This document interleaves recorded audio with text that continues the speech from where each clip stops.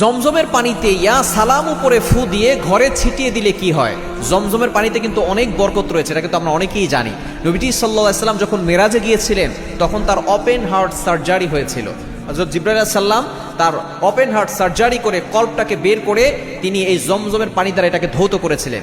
তখন কিন্তু হাউজে কাউসারের পানি দিয়ে ধৌত করা হয় নাই, তিনি জমজমের পানি দিয়ে ধৌত করেছিলেন। এবং এটার ভিতরে এতটা বরকত রয়েছে, এই জমজমের পানি যে যেই নিয়তে পান করে আল্লাহ তাআলা সেই নিয়তটা পূরণ করে দেন। জমজমের পানির ভিতরে যদি আপনি ইয়া সালামু আপনি 111 বার পড়তে পারেন, এরপরে সেই পানিতে ফু দিয়ে ওই পানিটা যদি আপনি খান, আল্লাহ পাক রব্বুল আলামিন আপনাকে সুস্থতার নিয়ামত দান করবে।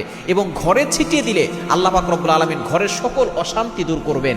কেননা ইয়া সালাম আল্লাহর এমন একটি নাম, হে শান্তি দানকারী।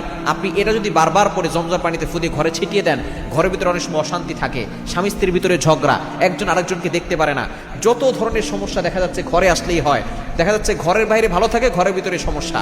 এগুলো অনেক সময় জিনের প্রভাবের কারণে হয়, ব্ল্যাক ম্যাজিকের কারণে হয়, কুফরি কালামের কারণে হয়, সন্তান কথা শোনে না, দেখা যাচ্ছে ঘরের ভিতরে কোনো বরকত নাই, এরপরে ঘরের লোকরা বারবার অসুস্থ থাকে।